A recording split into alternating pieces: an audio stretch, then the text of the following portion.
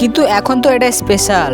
Board থেকে দিয়েছিল চাইলেই পরিবর্তন করা যায়, কিন্তু করি না। সংখ্যার তত্ত্বানুযায়ী 11 সংখ্যা নাকি জ্ঞানের প্রতীক, আর এই কারণে কিংবদন্তি কুমার সাকাঙ্গারা পড়তেন 11 নাম্বার জার্সি। এদিকে টেস্ট অভিষেকতা 17 ডিসেম্বর বলে পেট্রিয়া গ্রেট এবি ডিভিলিয়ার্স পড়তেন 17 নাম্বার জার্সি।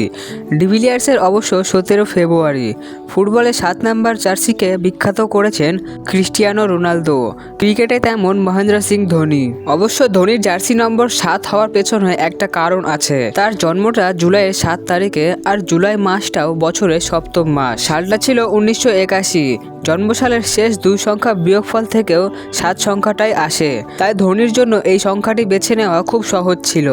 বাংলাদেশের সাবেক অধিনায়ক মাশরাফি বিন মুর্তজা শুরুতে পেয়েছিলেন 20 নম্বর জার্সি, পরে ফেলে দিয়েছিলেন শেষের শূন্যটি, খেলেছেন শুধু 2 নম্বর জার্সি পরে। ক্রিকেটে 3 সংখ্যার জার্সিও ব্যবহৃত হতে দেখা গেছে।